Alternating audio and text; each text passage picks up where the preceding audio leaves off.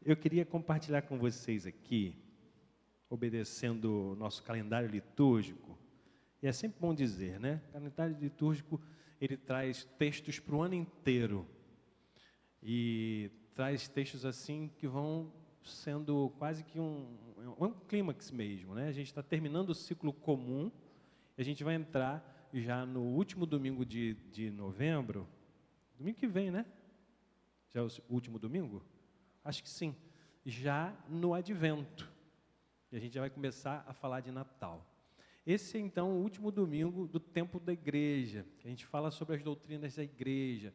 E a gente está falando especificamente do reino de Deus. Jesus está discorrendo acerca do que é o reino de Deus. E Mateus hoje traz aqui, em Mateus 25, eu queria que você abrisse aí na sua Bíblia Mensagem. O texto vai ser posto lá, a gente vai ler juntos, a página 1415 dessa Bíblia que está aí, tá bom? E a gente vai ler juntos. Será que a gente pode ler mesmo juntos, assim, a uma só voz? Está projetado lá na tela. Vamos juntos? O reino de Deus é também como um homem que saiu para uma longa viagem. Antes de partir, chamou seus empregados e lhes delegou responsabilidades.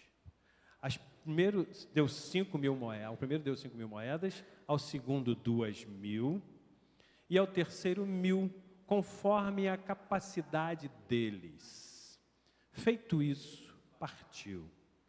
Imediatamente o primeiro empregado começou a trabalhar e duplicou o investimento do patrão. O segundo fez o mesmo, mas o homem que recebera 1.000 moedas preferiu guardá-las num cofre. Depois de uma longa ausência, o patrão deles voltou e foi acertar as contas com os 3 empregados. O que havia recebido 5.000 moedas, relatou que duplicara o investimento. O patrão elogiou: bom trabalho, você soube negociar. De hoje em diante, será meu sócio. O empregado que recebera 2.000 moedas, também conseguiu duplicar o investimento do patrão. E este o elogiou: bom trabalho, você soube negociar. De hoje em diante, será meu sócio. O empregado que recebera 1.000 moedas declarou: patrão, sei que o senhor tem padrões elevados e detesta as coisas mal feitas, que é exigente ao extremo e não admite erros. Fiquei com medo de desapontá-lo. Por isso, guardei seu dinheiro num cofre bem seguro. Aqui está seu dinheiro, são e salvo, até o último centavo. O patrão ficou furioso. Odeio essa filosofia de vida, que não aceita correr riscos. Se você sabe que sou exigente, porque não fez o mínimo que se podia esperar. O mínimo seria aplicar o dinheiro num banco. Haveria pelo menos um pequeno rendimento. Ele ordenou: pegue as 1.000 moedas e as entregue ao que arriscou mais. E tirem o senhor garantia daqui, lancem-no fora, nas trevas exteriores. Deus querido, muito obrigado pela tua voz que ressoa em nossos corações. E queremos viver aqui nessa manhã e continuar vivendo essa experiência de estar contigo, de sentir a tua presença ministrando ao nosso coração. Continua falando, é o que te pedimos, em nome de Jesus. Amém. Eu não sei o que você pensa sobre Deus. Qual a figura de Deus que vem na sua cabeça quando você pensa sobre Deus?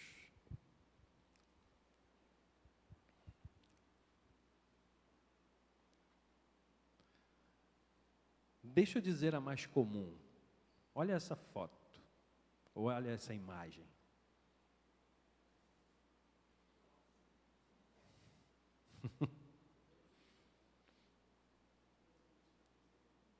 Olha a próxima.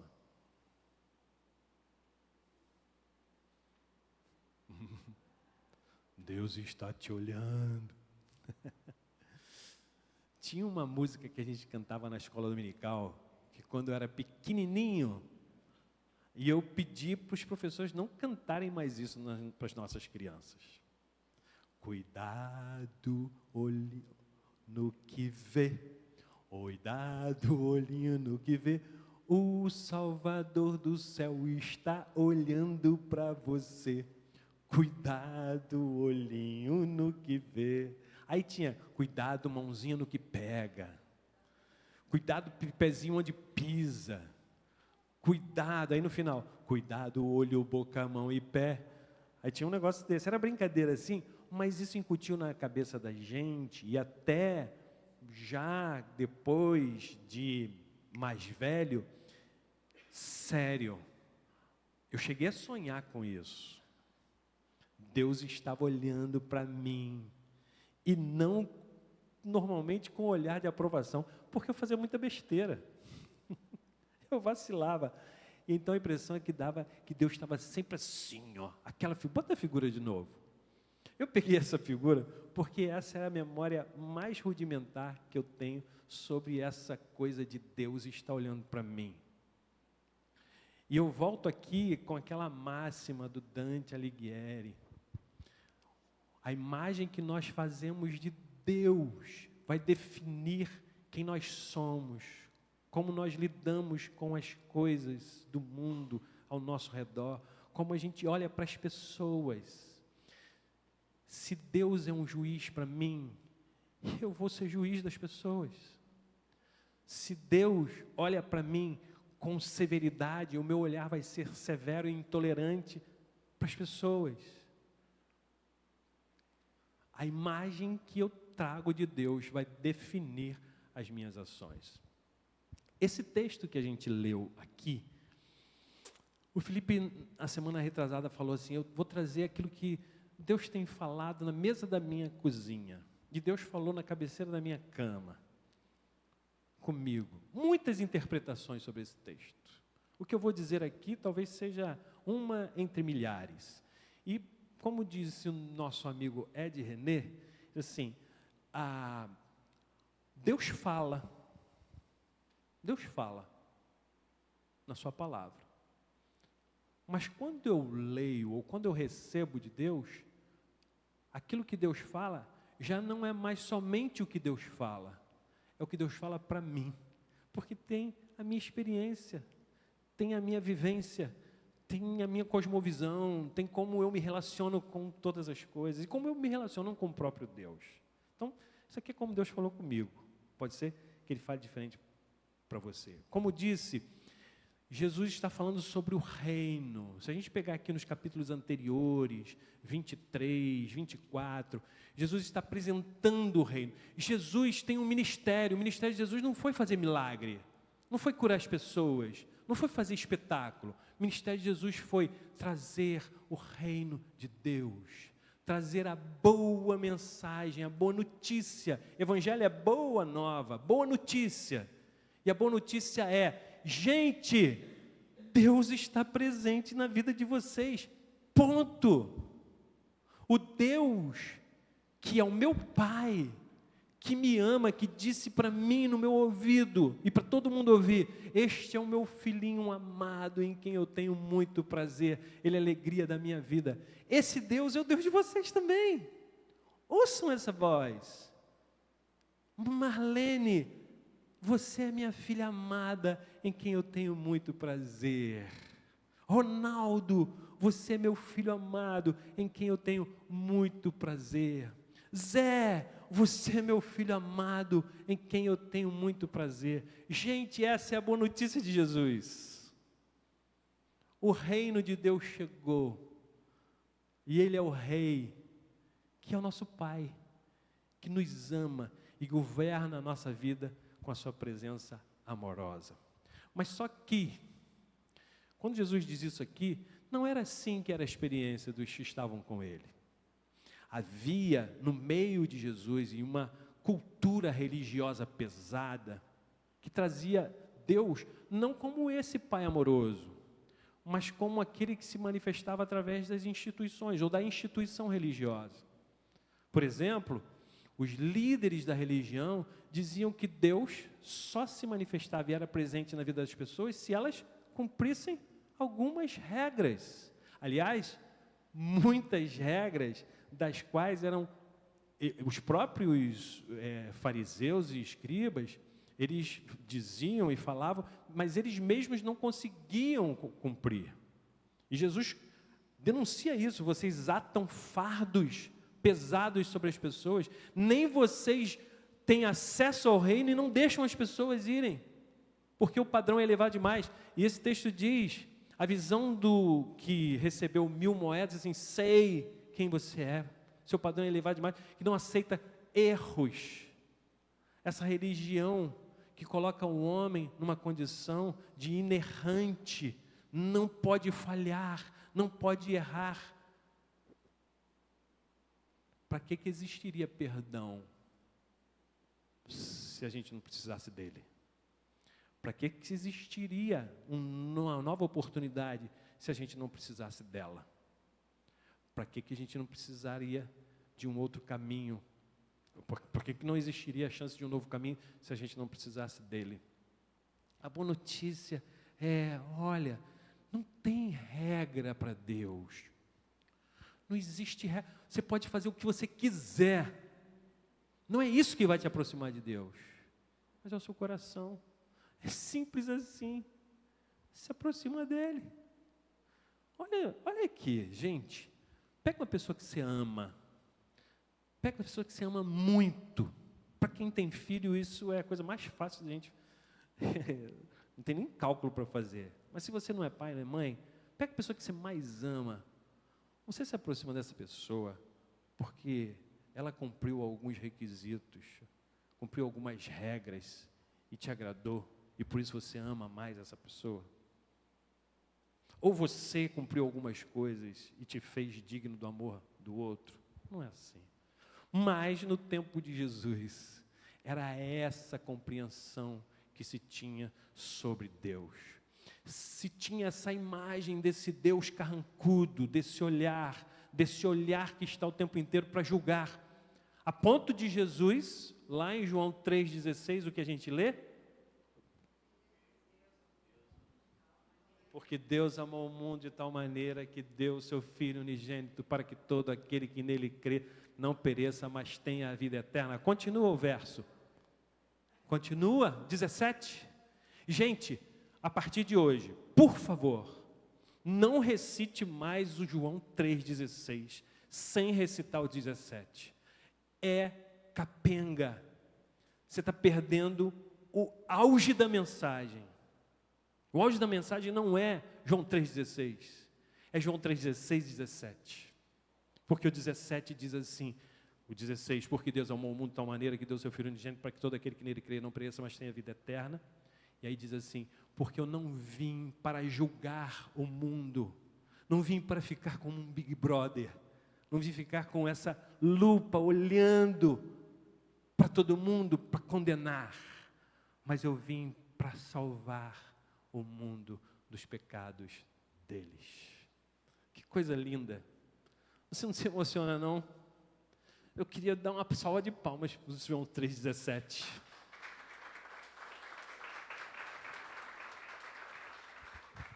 Jesus está corrigindo essa lupa. Não olhem para Deus dessa maneira, pelo amor de Deus, pelo amor do Abba. Não olhem para Ele, o reino de Deus não é assim. E aí ele vai contando algumas parábolas. Em casa, por favor, tenha curiosidade de ler a partir do capítulo 23, para você entender melhor esse contexto. Aí chega no 25, pulando todas as outras parábolas, ele chega a essa parábola da história dos investimentos aqui. Eu poderia pensar algumas coisas para você entender o texto. Talvez esse texto nos leve aqui para essa pessoa de Jesus. Jesus é esse patrão que veio, se ausentou e deixou os seus empregados. E aí, as 5.000 moedas, as 2.000 moedas, as 1.000 moedas, é o Evangelho. Eu vou, mas deixo com vocês o reino. Preguem o Evangelho. Os primeiros multiplicam isso e saem já contaminados pelas boas novas, porque isso faz tanto sentido para a vida deles, isso é a vida deles. Gente, a história dos mártires. Quem puder e tiver estômago, Elaine não saiu do capítulo 2 ou 3 do livro dos mártires. O que era aquilo? Essa mensagem do Evangelho tomava conta de tal maneira que não tinha sentido viver a vida sem proclamar o amor de Deus, viver isso. E ainda que tivessem que pagar o preço com a própria vida. Hebreus capítulo 11 vai dizer, na galeria dos heróis da fé, homens que foram cerrados pelo meio, enterrados, mortos, enterrados vivos, passados a fio da espada, homens dos quais o mundo não era digno.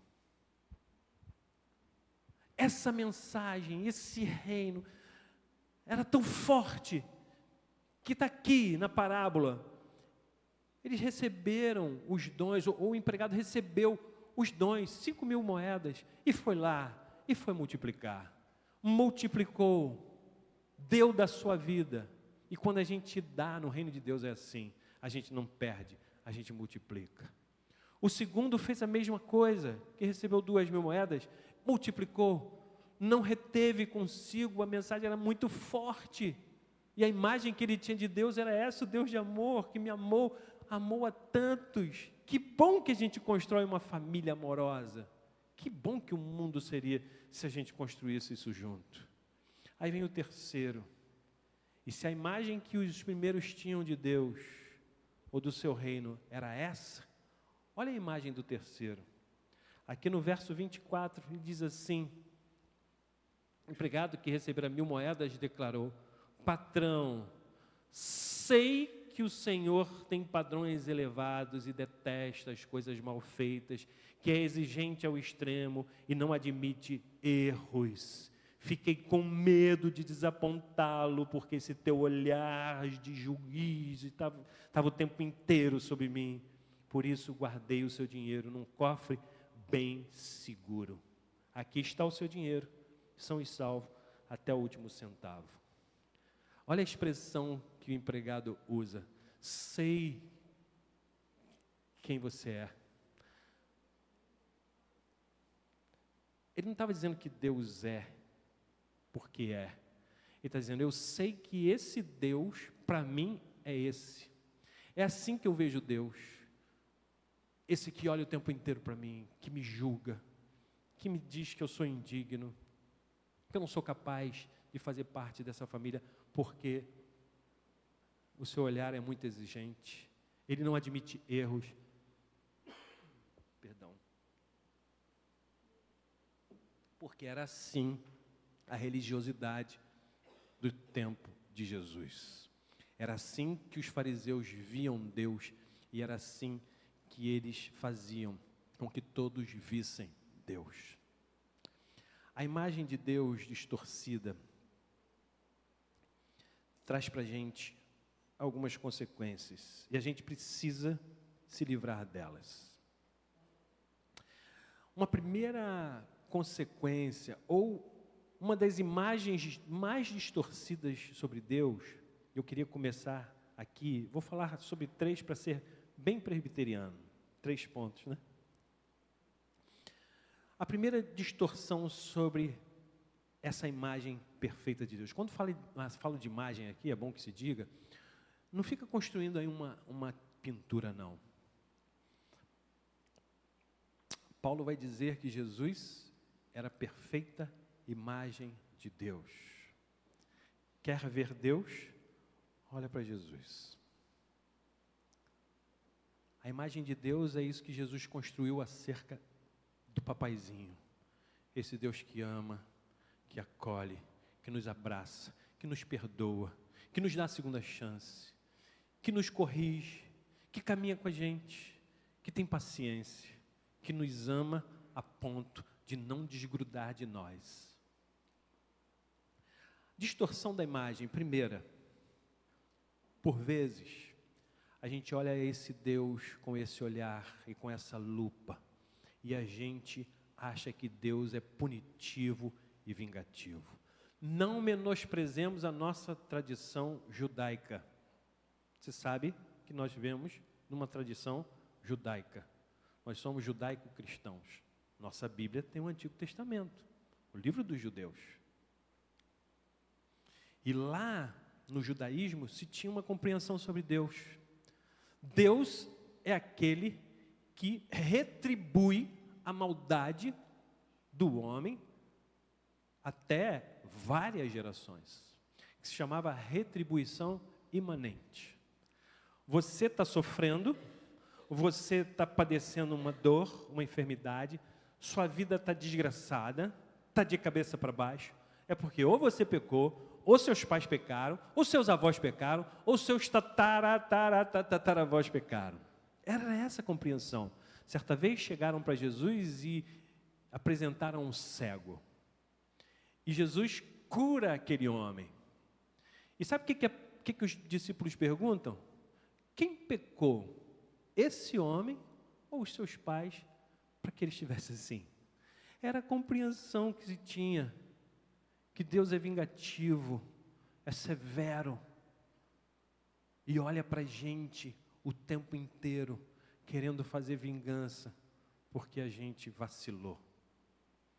A primeira coisa que eu queria trazer para você nessa manhã, tira do seu coração, da sua mente, apaga dos seus neurônios, tomara que Deus elimine esses neurônios agora, que fala essa verdade para você. Não, não e não. Jesus responde, nem ele, nem seus pais, mas para que se manifeste nele o amor do meu Pai, que a glória dele é o amor pelos seus filhos. Minha querida e meu querido, não há vingança maior do que o amor de Deus que te acolhe. Grave isso no seu coração. Jesus estava corrigindo a distorção desse olhar perverso que a religiosidade da época imprimia no coração, na mente, na vida das pessoas. A segunda coisa é que a espiritualidade, entenda-se aqui espiritualidade, essa conexão que a gente tem com Deus. A espiritualidade é inacessível ou irrelevante. Algumas pessoas, elas acreditam nisso, irmãos. Por vezes, não menosprezemos a nossa interioridade e o nosso inconsciente. Por vezes a gente acha que a espiritualidade é inacessível a gente. A gente não merece. A gente não é capaz de merecer esse olhar de Deus. Sei que és exigente. Olha a expressão do trabalhador que tinha essa imagem de Deus. Sei que és exigente. Essa imagem que a gente faz de Deus pode ter sido uma imagem que a gente construiu, sabe a partir de quê? De algumas decepções, de imagens que a gente tem desse cenário evangélico no Brasil. Faço aqui um recorte, não político, longe, não leve isso para o lado político, mas o que a gente tem hoje de manifestação evangélica no Brasil, desculpe, tem muito pouco do evangelho. Igrejas pregando prosperidade em troca de dinheiro que você dá para Deus te dar de volta. Igrejas que pregam que você precisa merecer o favor de Deus, e se você não merece, e se não acontece aquilo que a igreja prometeu, é porque você não fez o seu papel. E dá sempre a impressão que esse lugar é inatingível. O padrão de Deus é muito alto, é inatingível. É inacessível ter comunhão com Deus, porque Deus é santo, santo, santo, santo, santo. E mas sabe o que acontece? O santo, santo, santo, santo se fez carne, se fez homem, se vulnerabilizou, assumiu a forma humana para dizer: eu sou santo, mas você também é. Eu te santifico, você é santo. Vocês são santos, porque eu sou santo. Essa compreensão de que é muito longe demais, o padrão é alto demais, isso era o legalismo da época. De fato, era impossível ter acesso a Deus. E Jesus diz: não, não, não e não. Eu sou judeu como vocês. Vocês sequer pronunciam o nome de Deus. Usam um tetragrama aí para dizer Yahvé.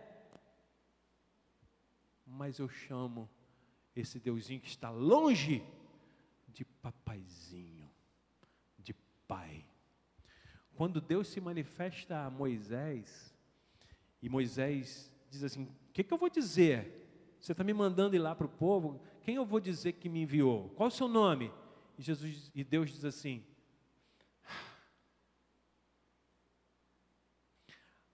a mais perfeita tradução do eu sou é uma respiração. Moisés, qual é o meu nome? Eu sou o fôlego da vida. Se você respira, você me respira. Se você respira agora, você se enche do meu espírito. Não à toa que o espírito é chamado do sopro de Deus.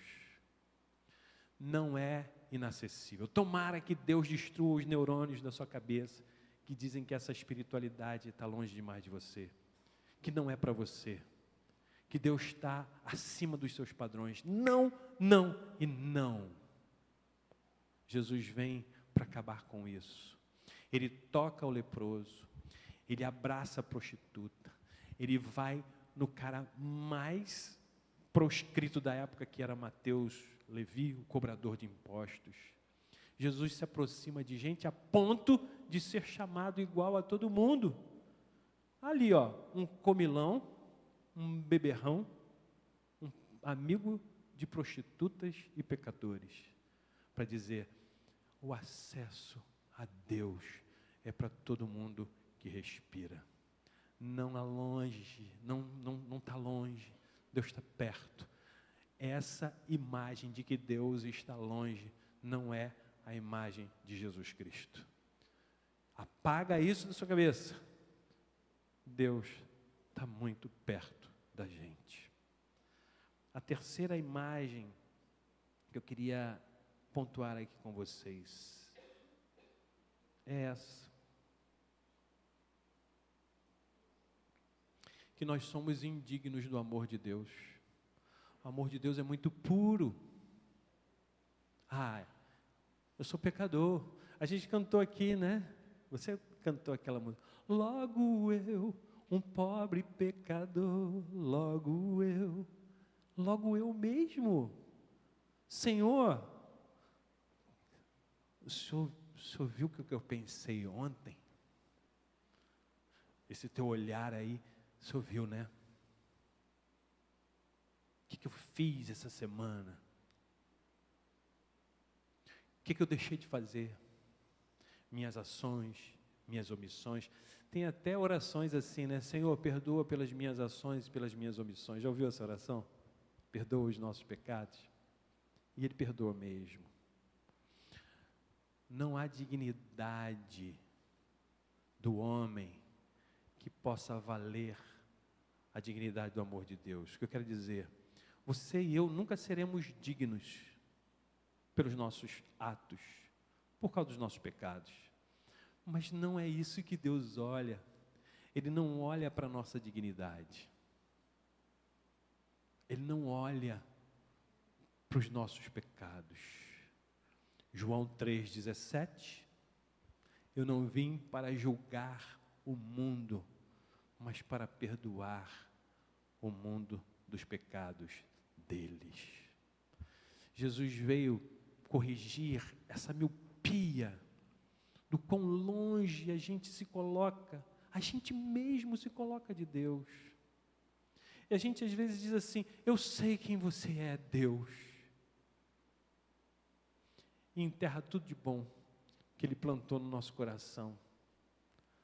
Eu vim para que vocês tenham vida, e vida em abundância, paz, alegria, prazer de construir, justiça, misericórdia, graça.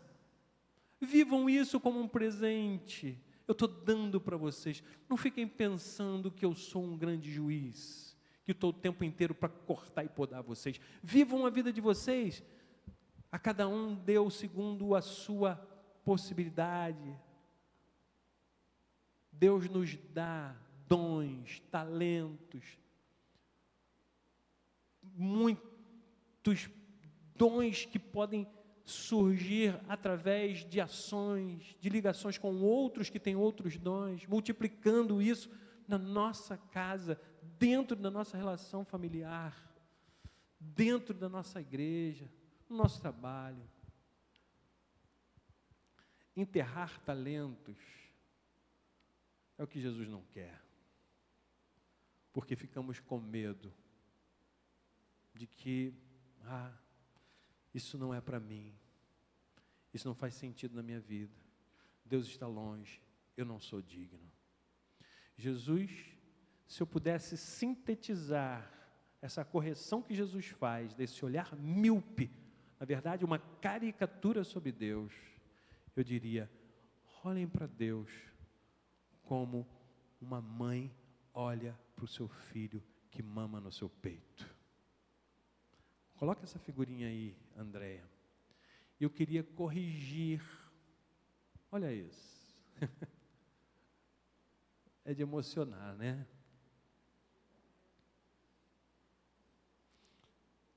O Salmo 131 diz assim: como uma criança desmamada, desfalece, descansa, desmaia no colo da sua mãe, assim é a minha alma para comigo.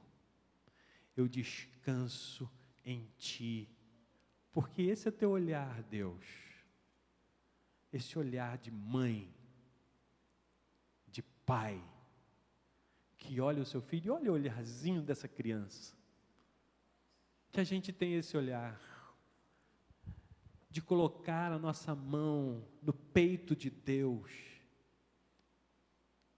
e mamar no seio do seu amor, numa expressão de ligação amorosa, indestrutível com Ele. Ninguém pode roubar isso de mim e de você. Olha um pouco para essa figura. Se você pudesse se imaginar nessa relação com Deus.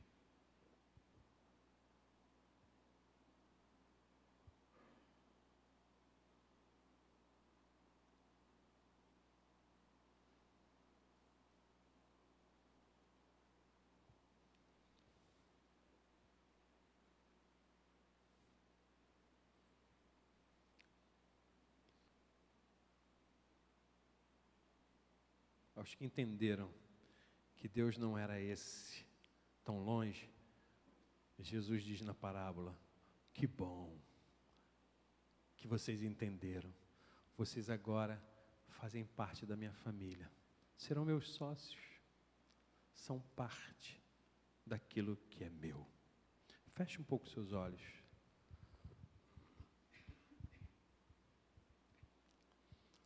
Deus querido, que hoje eu, minhas irmãs e meus irmãos, que estão aqui, ou estão em casa, ou em algum momento vão ouvir aquilo que o Senhor nos disse, que a gente se lembre, que o Senhor não é esse Deus louco, tirano, que fica julgando a gente o tempo inteiro, que o Senhor não está longe, é inacessível, que não faz sentido, que o teu amor é muito distante do meu pecado. Mas que a gente se lembre que o Senhor olha para nós e nos abraça, simplesmente nos abraça, para que a gente, recebendo o teu abraço, te abrace de volta e diga: papaizinho, que bom que você chegou, que bom que você está aqui do meu lado. Eu quero ministrar ao nosso coração nessa manhã, nessa hora, a verdade do teu reino em nós, que se manifesta em paz, em justiça, em alegria e em amor. Te entregamos o nosso coração, te entregamos a nossa mente, te entregamos a construção que os nossos neurônios, que nosso cérebro faz sobre a tua imagem. Que a imagem distorcida passe e que a gente fique com essa perfeita imagem que Jesus nos dá. Deus amoroso, bondoso, o nosso Salvador.